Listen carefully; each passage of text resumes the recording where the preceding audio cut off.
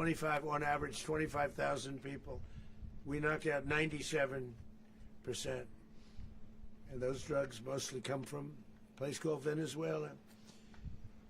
We're going to run the country until such time as we can do a safe, proper, and judicious transition. So we don't want to be involved with having somebody else get in and we have the same situation that we had for the last long period of years.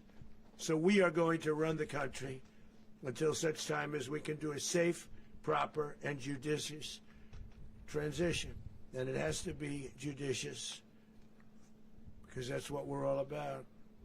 We want peace, liberty, and justice for the great people of Venezuela, and that includes many from Venezuela that are now living in the United States and want to go back to their country. It's their homeland. We can't take a chance that somebody else takes over Venezuela that doesn't have the good of the Venezuelan people in mind. We've had decades of that. We're not going to let that happen. We're there now, and what people don't understand, but they understand as I say this, we're there now, but we're going to stay until such time as the proper transition can take place. So we're going to stay until such time as we're going to run it, essentially, until such time as a proper transition can take place. As everyone knows, the oil business in Venezuela has been a bust, a total bust, for a long period of time. They were pumping almost nothing by comparison to what they could have been pumping and what could have taken place. We're going to have our very large United States oil companies, the biggest anywhere in the world, go in, spend billions of dollars, fix the badly broken infrastructure, the oil infrastructure, and start making money for the country.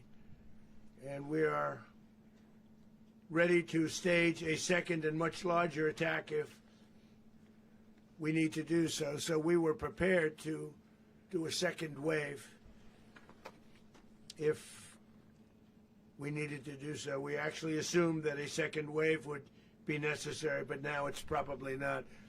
The first wave, if you'd like to call it that, the first attack was so successful, we probably don't have to do a second, but we're prepared to do a second wave, a much bigger wave, actually. This was pinpoint, but we have a much bigger wave that probably won't have to do. This partnership of Venezuela with the United States of America, a country that everybody wants to be involved with because of what we were able to do and accomplish, will make the people of Venezuela rich, independent, and safe. And it will also make the many, many people from Venezuela that are living in the United States extremely happy. They suffered. They suffered. So much was taken from them. They're not going to suffer anymore. The illegitimate dictator Maduro was the kingpin of a vast criminal network responsible for trafficking colossal amounts of deadly and illicit drugs into the United States. As alleged in the indictment, he personally oversaw the vicious cartel known as Cartel de las Solas, which flooded our nation with lethal poison responsible for the deaths of countless Americans, many, many Americans, hundreds of thousands over the years of Americans died because of him. Maduro and his wife will soon face the full might of American justice and stand trial on American soil. Right now they're on a ship. They'll be heading to, ultimately, New York, and then a decision will be made, I assume, between New York and Miami or Florida. But we have people where the overwhelming evidence of their crimes will be presented in a court of law. And I've seen it. I've seen what we have. It's both horrible and breathtaking that something like this could have been allowed to take place. For many years after his term as president of Venezuela expired, Maduro remained in power and waged a ceaseless campaign of violence, terror, and subversion against the United States of America, threatening not only our people, but the stability of the entire region. And you all saw it. In addition to trafficking gigantic amounts of illegal drugs that inflicted untold suffering and human destruction all over the country, all over in particular the United States, Maduro sent savage and murderous gangs, including the bloodthirsty prison gang Tren de Aragua, to terrorize American communities nationwide, and he did indeed. They were in Colorado. They took over apartment complexes. They cut the fingers off people if they called police. They were brutal, but they're not so brutal now. And I just have to congratulate our military, Pete and everybody, and our National Guard, because the job that they've done, whether it's in Washington, D.C., where we have a totally safe city, where it was one of the most unsafe cities anywhere in the world, frankly, and now we have no crime in Washington, D.C. We haven't had a killing. We had the terrorist attack a few weeks ago.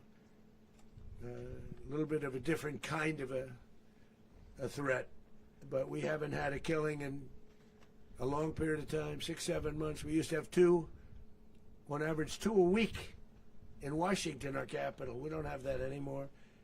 The restaurants are opening. Everyone's happy. They're going, they're walking their daughters, they're walking their children, their wives. They walk to restaurants. Restaurants are opening all over Washington, D.C. So I want to thank the National Guard. I want to thank our military. And I want to thank law enforcement. It's been amazing. And they should do it with more cities. We're doing it, as you know, and we're doing it in Memphis, Tennessee right now, and crime is down. We've just sort of started a few weeks ago, but crime is down now 77%. And the governor of Louisiana called, great person, and he wanted us to help him, as you know, in a certain very nice part of Louisiana. And we have done that. It was a rough section, and we have crime down. I understand it's down to almost nothing already after 2.5 weeks. New Orleans, it's down to almost nothing, and we've only been there for 2.5 weeks. Can't imagine why governors wouldn't want us to help. We also helped, as you know, in Chicago, and crime went down a little bit there. We did a very small help because we had no working ability with the governor. The governor was a disaster, and the mayor was a disaster. But it knocked down crime. But we're pulling out of there. When they need us, we'll know. You'll know. You'll be writing about it. And likewise, Los Angeles, where we saved Los Angeles early on, where the head of the police department made a statement that if the federal government didn't come in, we would have lost Los Angeles. That's long after the fires. That's when they had the riots in Los Angeles. We did a great job. Got no credit for it whatsoever, but that's okay. It doesn't matter. We don't need the credit. But we'll be pulling out when they need us. They'll call, or we'll go back if we have to. We'll go back. But we did a great job in various cities. But the place that we're very proud of is Washington, D.C., because it's our nation's capital. We took it from being a crime-ridden mess to being one of the safest cities in the country. But the gangs that they sent raped, tortured, and murdered American women and children. They were in all of the cities I mentioned, Tren de Aragua. And they were sent by Maduro to terrorize our people, and now Maduro will never again be able to threaten an American citizen or anybody from Venezuela. There will no longer be threats. For years I've highlighted the stories of those innocent Americans whose lives were so heartlessly robbed by this Venezuelan terrorist organization. Really one of the worst. One of the worst, they say the worst. Americans like 12-year-old Jocelyn Nungary from Houston. Beautiful Jocelyn Nungary, what happened to her? They, as you know, they kidnapped, assaulted, and murdered by Tren de Aragua animals. They murdered Jocelyn and left her dead under the bridge. There was a bridge that will never be the same to so many people after seeing what happened. As I've said many times, the Maduro regime emptied out their prisons, sent their worst and most violent monsters into the United States, to steal American lives. And they came from mental institutions and insane asylums. They came from prisons and jails. The reason I say both, they sound similar. Actually, prisons a little bit more hostile, a little bit tougher. A mental institution isn't as tough as an insane asylum, but we got them both. They sent from their mental institutions. They sent from their jails, prisons. They were drug dealers. They were drug kingpins. They sent everybody bad into the United States, but no longer. And we have now a border where nobody gets through. In addition, Venezuela unilaterally seized and stole American oil, American assets, and American platforms, costing us billions and billions of dollars. They did this a while ago, but we never had a president that did anything about it. They took all of our property. It was our property. We built it. And we never had a president that decided to do anything about it. Instead, they fought wars that were 10,000 miles away. We built Venezuela oil industry with American talent, drive, and skill, and the socialist regime stole it from us during those previous administrations, and they stole it through force. This constituted one of the largest thefts of American property in the history of our country. Considered the largest theft of property in the history of our country. Massive oil infrastructure was taken like we were babies, and we didn't do anything about it. I would have done something about it. America will never allow foreign powers to rob our people or drive us back into and out of our own hemisphere. That's what they did. Furthermore, under the now deposed dictator Maduro, Venezuela was increasingly hosting foreign adversaries in our region and acquiring menacing offensive weapons that could threaten U.S. interests and lives. And they used those weapons last night. Potentially in league with the cartels operating along our border. All of these actions were in gross violation of the core principles of American foreign policy, dating back more than 2 centuries. And not anymore. All the way back, it dated to the Monroe Doctrines. And the Monroe Doctrine is a big deal. But we've superseded it by a lot. By a real lot. They now call it the Monroe Document. I don't know. It's Monroe Doctrine. We sort of forgot about it. It was very important, but we forgot about it. We don't forget about it anymore. Under our new national security strategy, American dominance in the Western Hemisphere will never be questioned again. Won't happen.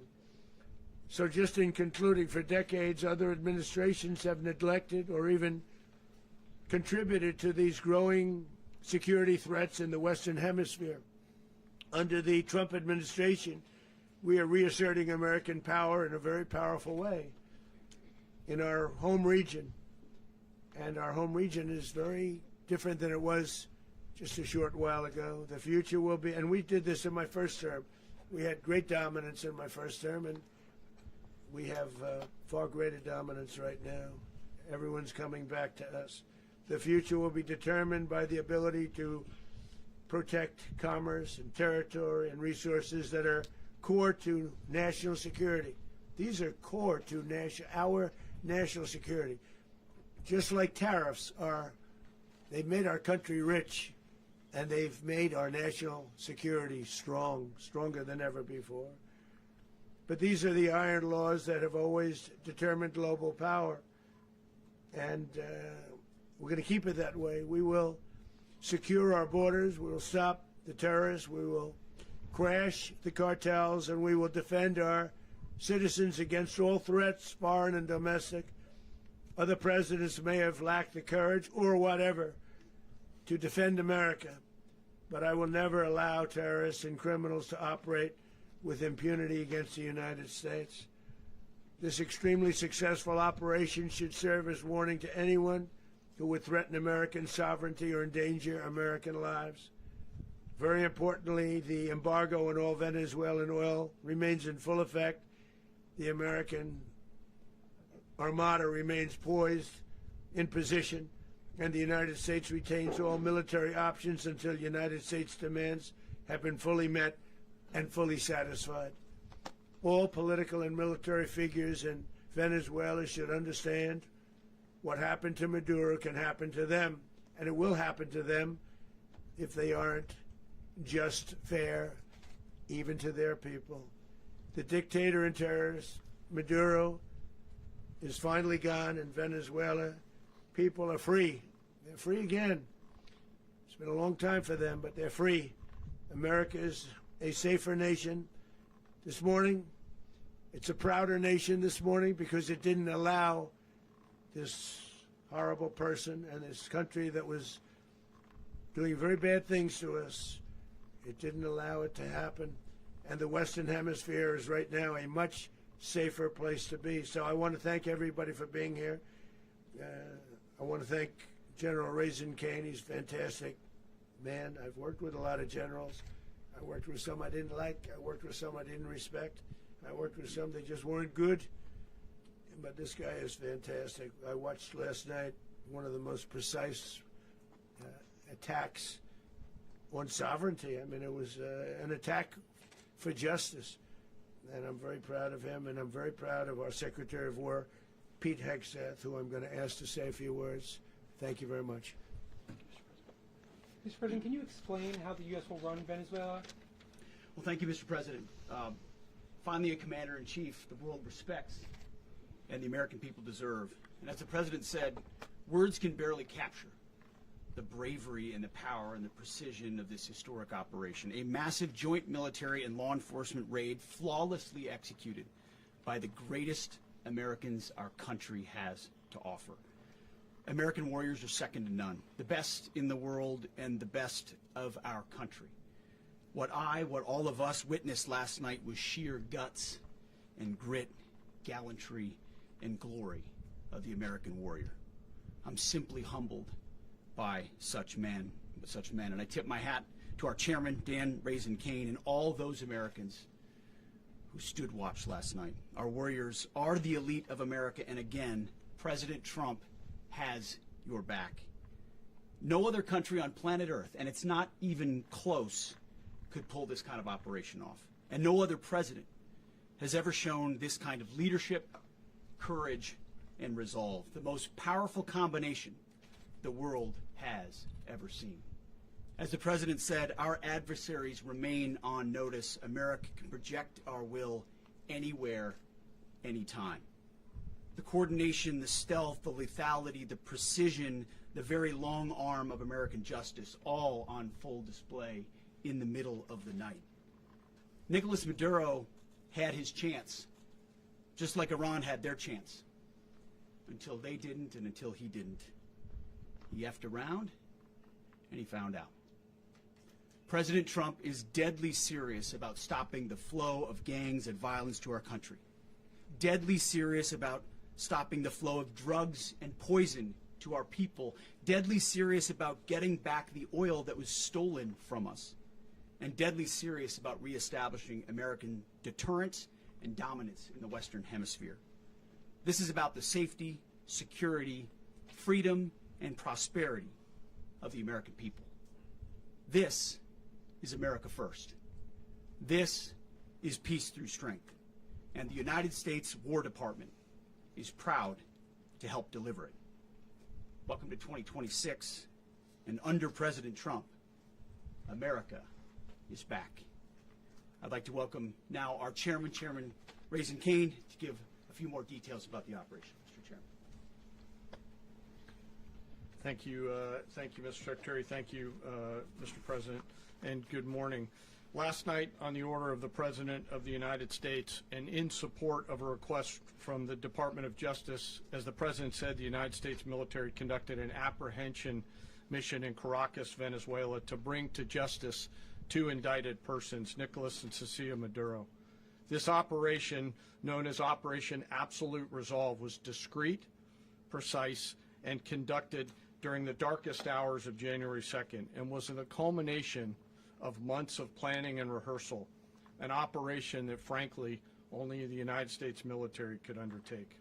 What I'd like to do this morning is talk to you through some of the preparation and the details without compromising any of our tactics, techniques, and procedures. There is always a chance that we'll be tasked to do this type of mission again. Our interagency work began months ago and built on decades of experience of integrating complex air, ground, space, and maritime operations. While the past 2 decades have honed the skills of our special operations forces, this particular mission required every component of our joint force, with soldiers, sailors, airmen, Marines, and Guardians working in unison with our intelligence agency partners and law enforcement teammates in an unprecedented operation. We leveraged our unmatched intelligence capabilities and our years of experience in hunting terrorists, and we could not have done this mission without the incredible work by various intelligence agencies, including the CIA, NSA, and NGA. We watched, we waited, we prepared, we remained patient and professional. This mission was meticulously planned, drawing lessons from decades of missions over the last many years, many missions over these last many years. This was an audacious operation that only the United States could do. It required the utmost of precision and integration within our joint force. And the word integration does not explain the sheer complexity of such a mission. An extraction so precise it involved more than 150 aircraft launching across the Western Hemisphere in close coordination, all coming together in time and place to layer effects for a single purpose: to get an interdiction force into downtown Caracas while maintaining the element of tactical surprise. Failure of one component of this well-oiled machine would have endangered the entire mission, and failure is never an option for America's joint force. Those in the air over Caracas last night were willing to give their lives for those on the ground and in the helicopters. Let me talk a little bit about the preparation. After months of work by our intelligence teammates to find Maduro and understand how he moved, where he lived, where he traveled, what he ate, what he wore, what were his pets, in early December, our force was set pending a series of aligned events. Key was choosing the right day to minimize the potential for civilian harm and maximize the element of surprise, and minimize the harm to the indicted personnel, so as the President said, they could be brought to justice. And as the President said earlier today, weather in Venezuela is always a factor this time of the year. And over the weeks through Christmas and New Year's, the men and women of the United States military sat ready, patiently waiting for the right triggers to be met and the President to order us into action. Last night, the weather broke just enough, clearing a path that only the most skilled aviators in the world could maneuver through. Ocean, mountain, low cloud ceilings, but when tasked with a mission, this organization does not quit. At 10:46 p.m. Eastern Time last night, the President ordered the United States military to move forward with this mission. He said to us, and we appreciate it, Mr. President, good luck and Godspeed. And those words were transmitted to the entire joint force. Over the course of the night, aircraft began launching from 20 different bases on land and sea across the Western Hemisphere. In total, more than 150 aircraft, bombers, fighters, intelligence, reconnaissance, surveillance, rotary wing were in the air last night. Thousands and thousands of hours of experience were airborne. Our youngest crew member was 20, and our oldest crew member was 49. And there's simply no match for American military might. As the night began, the helicopters took off with the extraction force, which included law enforcement officers, and began their flight into Venezuela at 100 feet above the water. As they approached Venezuelan shores, the United States began layering different effects provided by Spacecom, Cybercom, and other members of the interagency to create a pathway. Overhead, those forces were protected by aircraft from the United States Marines, the United States Navy, the United States Air Force, and the Air National Guard. The force included F-22s, F-35s, F-18s, EA-18s, E-2s, B-1 bombers, and other support aircraft, as well as numerous remotely piloted drones. As the force began to approach Caracas, the Joint Air Component began dismantling and disabling the air defense systems in Venezuela, employing weapons to ensure the safe passage of the helicopters into the target area. The goal of our air component is, was, and always will be to protect the helicopters and the ground force and get them to the target and get them home. As the force crossed the last point of high terrain where they'd been hiding in the clutter, we assessed that we had maintained totally the element of surprise.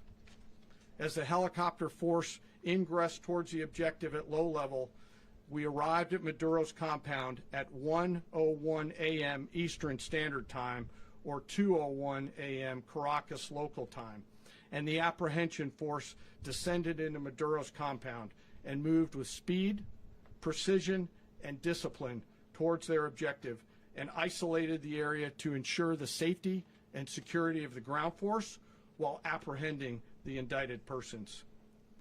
On arrival into the target area, the helicopters came under fire, and they replied with that fire with overwhelming force in self-defense. One of our aircraft was hit but remained flyable, and as the President said earlier today, all of our aircraft came home, and that aircraft remained flyable during the rest of the mission. As the operation unfolded at the compound, our air and ground intelligence teams provided real-time updates to the ground force, ensuring those forces could safely navigate the complex environment without unnecessary risk. The force remained protected by overhead tactical aviation.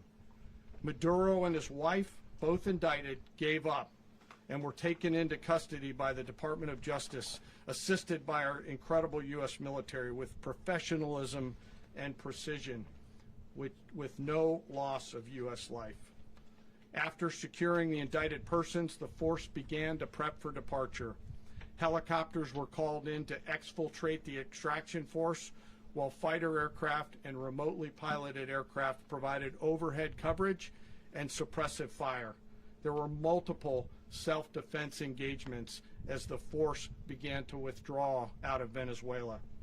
The force successfully exfiltrated and returned to their afloat launch bases, and the force was over the water at 3:29 a.m. Eastern Standard Time with indicted persons on board. And both Maduro and his wife were embarked aboard the USS Iwo Jima. In closing, what we've witnessed today is a powerful demonstration of America's joint force. We think, we develop, we train, we rehearse, we debrief, we rehearse again and again, not to get it right, but to ensure that we cannot get it wrong. Our jobs are to integrate combat power so when the order comes, we can deliver overwhelming force at the time and the place of our choosing against any foe anywhere in the world. I am immensely proud today of our joint force and filled with gratitude to represent them here today. There is simply no mission too difficult for these incredible professionals and the families that stand by them and support them. As we stand here this morning, our forces remain in the region at a high state of readiness, prepared to project power, defend themselves, and our interests in the region. This operation is a testament to the dedication and unwavering commitment to justice and our resolve to hold accountable those who threaten peace and stability. In closing, I want to express my heartfelt gratitude to the brave men and women who executed this mission. Their courage and tireless commitment to our nation are what makes us strong. Thank you, Mr. Secretary, and thank you, Mr. President. Well, I don't have much to add to what you've heard now, other than the following points. Nicolas Maduro was indicted in 2020 in the United States. He is not the legitimate president of Venezuela. That's not just us saying it. the first Trump administration, the Biden administration, the second Trump administration. None of those three recognized him. He's not recognized by the European Union and multiple countries around the world. He is a fugitive of American justice with a $50 million reward, which I guess we saved $50 million. And We should make sure. yeah, exactly. But Don't let anybody claim it. Nobody deserves it but us. But I want to be clear about one thing. Nicolas Maduro had multiple opportunities to avoid this. He was provided multiple very, very, very generous offers and chose instead to act like a wild man, chose instead to play around. And the result is what we saw tonight. The other message here is the following. You have a guy, like many people around the world, they like to play games. You have a guy who decides he's going to invite Iran into his country, is going to, do the confiscation of American oil companies, is going to flood our country with gang members, is going to take Americans prisoner and try to hold them for hostage and trade them like he was able to do with the Biden administration. Basically likes to play games all this time and thinks nothing's going to happen. And I hope what people now understand is that we have a president. The 47th president of the United States is not a game player. When he tells you that he's going to do something, when tells you he's going to address a problem, he means it. He actions it. I can tell you, I've watched this process now for 14, 15 years, been around it. Everybody talks, I'm going to do this, I'm going to do that. When I get there, we're going to do this, we're going to take. This is a president of action. Like, I don't understand yet how they haven't figured this out. And now, if you don't know, now you know. Because this is the way it's going to play out. And I think people need to understand that this is not a president that just talks and does letters and press conferences. And, if he says he's serious about something, he means it. And this is something that was a direct threat to the national interest of the United States. And the president addressed it. This is a president of peace, by the way. I told you what I just said earlier. This guy had multiple opportunities to find his way somewhere else and figure out another. He could have been living somewhere else right now very happy, but instead he wanted to play big boy. And so now, he's got other sets of problems on his hands. And but I think the message here should be for the world. Look, the president doesn't go out looking for people to pick fights with. He's not, generally wants to get along with everybody. We'll talk and meet with anybody, but don't play games. Don't play games with this president's in office because it's not going to turn out well. And so I hope that, I guess that lesson was learned last night, and we hope it'll be instructive moving forward. Is that a message for Cuba? Mr. President. Mr. President. Mr. President. Mr. President. Mr. President. You said that the U.S. is going to run Venezuela. So who's in power right now? Well, we're going to be running it with a group, and we're going to make sure it's run properly. We're going to rebuild the oil infrastructure, which will cost billions of dollars. It'll be paid for by the oil companies directly. They will be reimbursed for what they're doing, but it's going to be paid.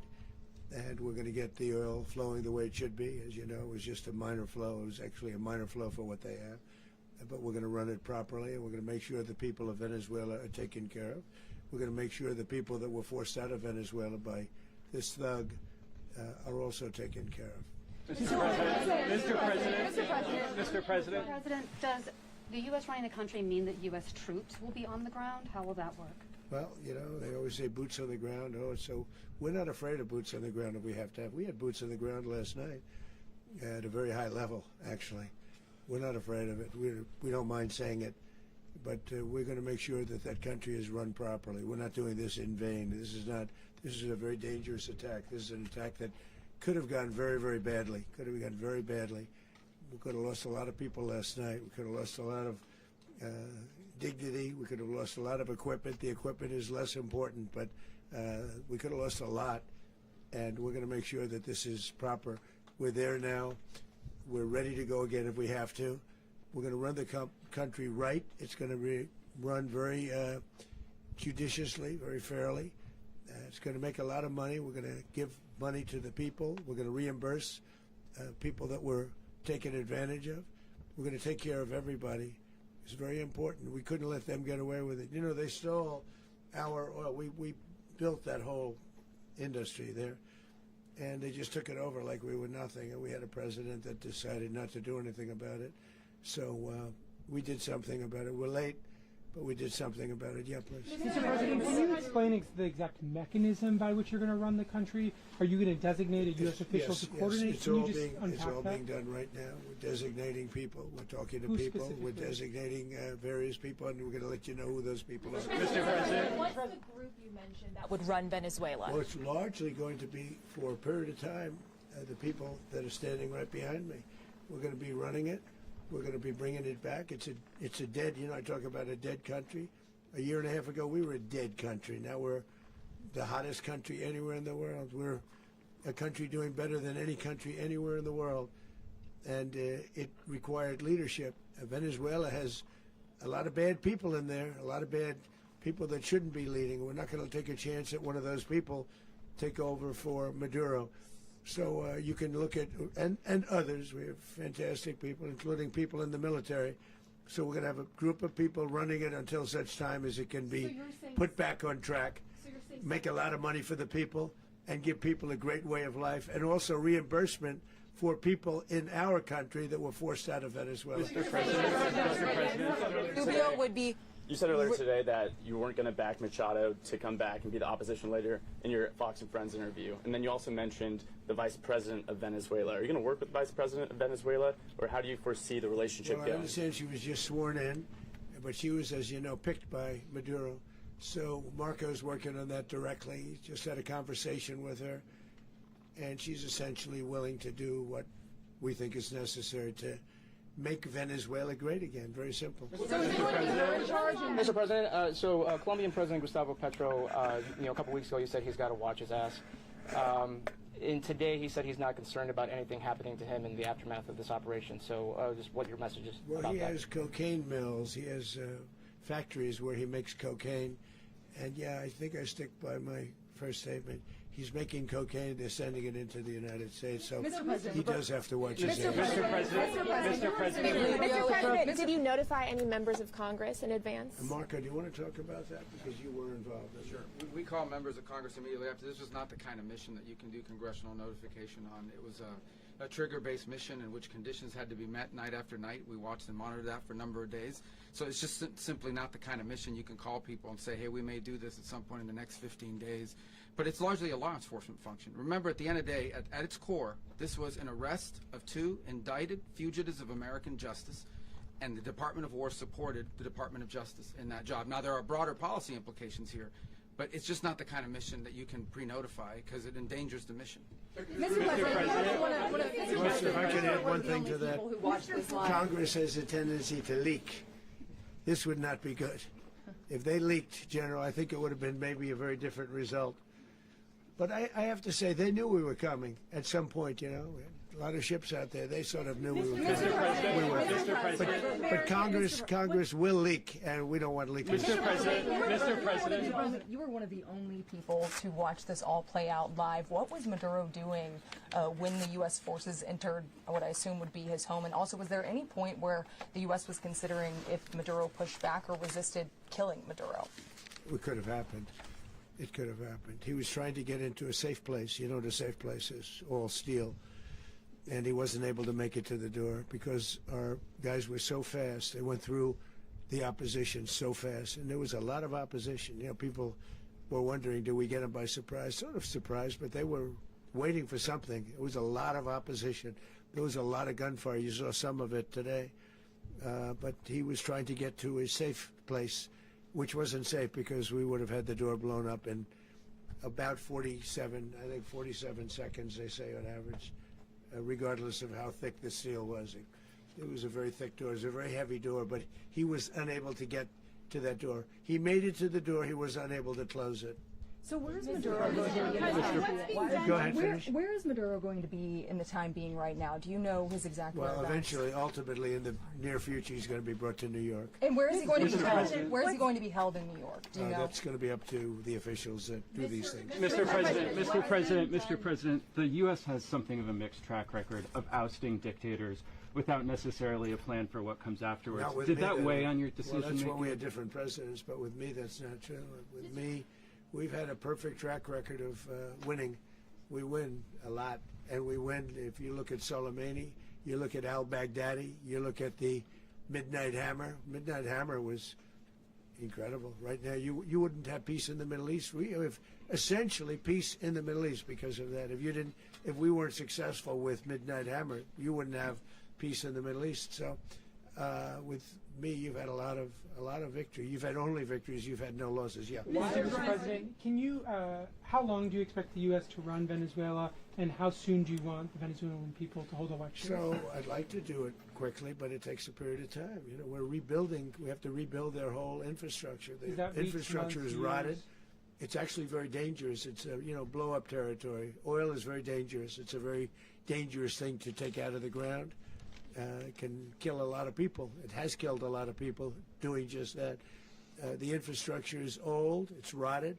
Much of it is stuff that we put there 25 years ago, and we're going to be replacing it. And we're going to take a lot of money out so that we can take care of the country. Are you saying that Secretary Rubio and Mr. President, China, Russia, and Iran have interests in Venezuela. How does this operation affect your relationships with them when it comes to the oil in terms of and China drugs? and Russia, Russia when we get things straightened out. But in terms of other countries that want oil, we're in the oil business. We're going to sell it to them. We're not going to say we're not going to. In other words, we'll be selling oil, probably in much larger doses because they couldn't produce very much because their infrastructure was so bad. So we'll be selling large amounts of oil to other countries, many of whom are using it now, but I would say many more will come. Are you saying that, Mr. President, are you saying that? Oh. Mr. President, thank you. What is your message to the people of Venezuela today? Of course, the civilian population specifically, they have a lot of questions. What is your message to the people of Venezuela? That you're going to have peace, justice. You're going to have some of the riches that you should have had for a long period of time. It was stolen from you. But you're going to have peace, and you're going to have safety. You're going to have justice. You're going to have a country. You're going to have a real country. You're going to have potentially a great country. You know, if you go back 20 years, maybe even a little longer ago, that was a great country, and they destroyed it. Remember I said that if we lose this election, the United States will be Venezuela on steroids. That's what would have happened. Had we lost the election, the 2024 election, we suffered so badly. When you look at the border from 2020, what they did, what Joe Biden administration did to our country should never be forgotten. But if we had to go through another year of that, we wouldn't have. We would be exactly where Venezuela was in terms. I used to say, if they win, we're going to be Venezuela on steroids, and that's what would have happened. President, thank you. Are you saying that Secretary Hegseth and Rubio are going to be running Venezuela, and will you be sending in U.S. military They're troops going to to be a provide? team that's working with the people of Venezuela to make sure that we have Venezuela right. Because for us to just leave, who's going to take over? I mean, there is nobody to take over. You have a vice president who's been appointed by Maduro. And right now she's the vice president, and she's, I guess, the president. She was sworn as president just a little while ago. She had a long conversation with Marco, and she said, we'll do whatever you need. I think she was quite gracious, but she really doesn't have a choice. We're going to have this done right. We're not going to just do this with Maduro, then leave like everybody else, leave and say, let it go to hell. If we just left, it has zero chance of ever coming back. We'll run it properly. We'll run it professionally. We'll have the greatest oil companies in the world go in and invest billions and billions of dollars and take out money, use that money in Venezuela. And the biggest beneficiary are going to be the people of Venezuela. And also, I can't stress this strongly enough, the people that got thrown out of Venezuela that are now in the United States, and frankly, some want to stay, and some probably want to go back. Yeah. So, Mr. President, what is being done to protect Americans in the country, and were any of the detained Americans Well, right now they're rescued very last protected night? because nobody's going to mess with us. They're very protected. The people of, and we let them know that you better not touch one of them. Are you concerned that bad elements of the Maduro regime will remain in place? Well, we know who they are. We're on them, and they're acting much differently now than they would have acted 2 days ago. And what can you okay, say wait, about behind you, please. Mr. President, why is running a country in South America America first? Well, I think it is because we want to surround ourselves with good neighbors. We want to surround ourselves with stability. We want to surround ourselves with energy. We have tremendous energy in that country. It's very important that we protect it.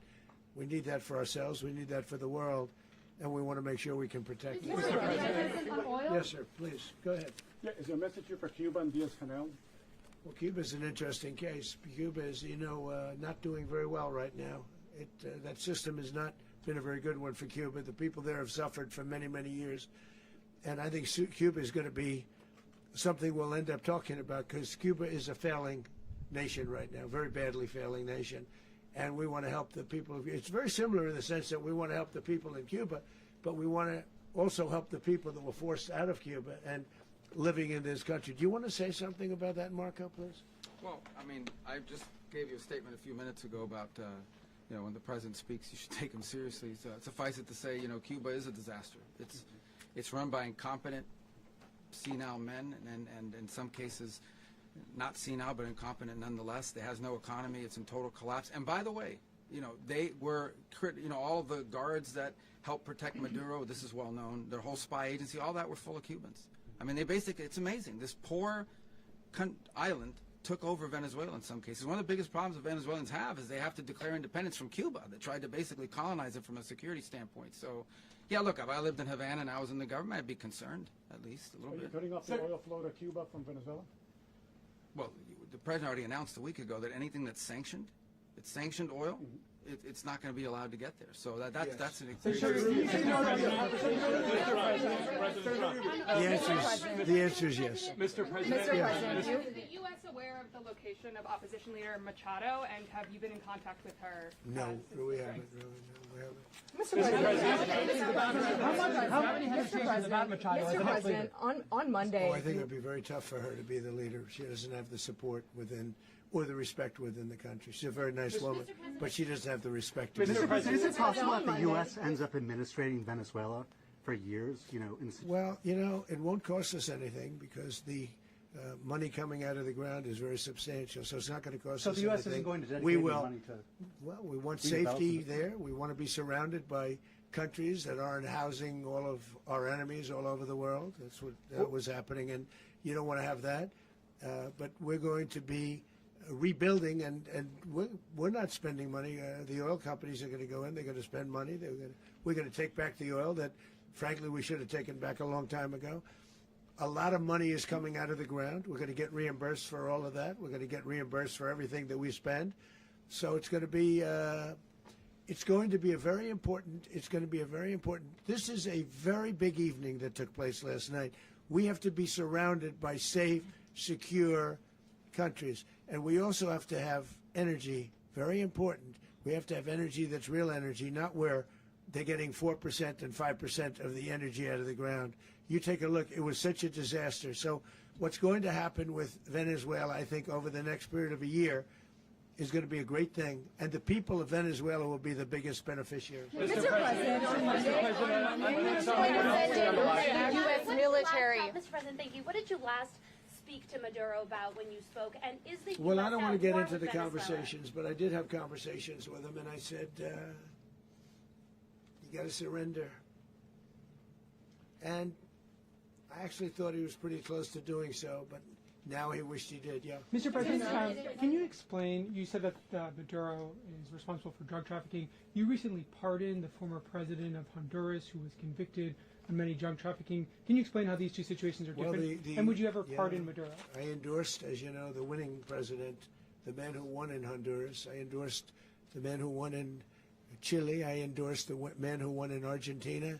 And we are doing very well with that whole group. What the man that I pardoned was, if you could equate it to us, he was treated like the Biden administration treated a man named Trump. That didn't work out too well for them. This was a man who was persecuted very unfairly. He was the head of the country. He was persecuted very unfairly. And there are a number of them. And we felt that it was a very unfair situation that happened to him. He's also a party member of the man who won. So obviously the people liked what I did. And one of the reasons that was done is because of the fact that the party in power felt very strongly that that man was treated very badly. I studied it very quickly, and then I studied it in great detail. I went to a lot of the people standing behind me, and they felt that that man was persecuted and treated very badly. That's why I gave him a pardon. Mr. President, you referenced boots on the ground earlier. Can you just sort of button this up? Do you envision the U.S. military having a presence in Venezuela as the U.S. runs that country? No, we're going to have presence in Venezuela as it pertains to oil, because we have to have, we're sending our expertise in. So you may need something, not very much. But no, we're going to be taking out a tremendous amount of wealth out of the ground. and that wealth is going to the people of Venezuela and people from outside of Venezuela that used to be in Venezuela. And it goes also to the United States of America in the form of reimbursement for the damages caused us by that country. So I want to thank you all very much. Thank you. Do you have one? Yes, please. You were so nice before. I'm going to give you the final question. Go Thank ahead. you, Mr. Unless it's a bad question, in which case I'll go one more. It's about who? It's about Putin, if you want. About Putin. Well, that's always nice. You had a to talk phone. about Putin. You had a phone call with him on Monday. Did he talk at all about Maduro? Did y'all talk about this? No, we didn't. And We then- never spoke about Maduro. Are you mad at him right now? I mean, there's this I'm not intelligence. thrilled with Putin. I'm not thrilled with Putin. He's killing too many people. There was that I intelligence. thought that would be so. I settled 8 1/4 war. You know what the 1/4 was? Thailand and Cambodia. I did it again. They broke out, and I did it in about 5 hours, and I settled it. I'm giving myself 1/4, so I'm up to now 8 1/4. In other words, I settled the war, but then they broke out. They had a pretty bad breakout over the last 4 days. I got them to go back to peace. So I only give 1/4. I thought the easiest one would be, one of the easier ones would be Russia, Ukraine. It's not. And they both have done some pretty bad things. And look, that's Biden's war. That's not my war. But I want to stop the lives. Did you see where last month, 30,000, it was 27,000 the month before. 30,000, mostly soldiers, were killed this last month. 30,000. I want to stop that. You know, I got NATO to pay 5% instead of the 2% that they weren't paying. They weren't paying 2, now they pay 5. And we send them a lot of munitions, we send them a lot of things, missiles and various other things, a lot. And they pay. The United States is not losing money. We're probably making money on that. It's the last thing I care about. I just want to stop all those people. We're losing 25, 30,000 human beings. They come from 2 places that are very far away. But if I can stop, because it's something I've been pretty good at doing, deals, I guess. It's all a deal. Life is a big deal. But if I can stop that war and stop 30,000 young people, in addition to the fact that people are being killed in Kiev, people are being killed in other cities throughout, a much smaller number, but they're being killed, viciously killed. So I'm not happy about it. I thought that would be something that would get solved. We have Mr. Witkoff here. I think that we're making progress, but that's a war that should have never happened. If I were president, it would have never happened. Putin says it. Everybody says it. If I were president, that would have never happened. But I inherited that war. That was Joe Biden, Zelensky, and Putin. I came into the situation, and it's a mess. And I will say this. I watched an operation last night that was so precise, that was so brilliant. I mean, it was incredible. If we had our people, like this general, and our people involved, that war would not have gone on very long, that I can tell you. You told me that war, to use an old term, that war has become a bloodbath. And we wanted to get stopped. Thank you very much. Are you concerned a rogue Venezuelan general can take over the country? Can you talk about your conversation with the vice president?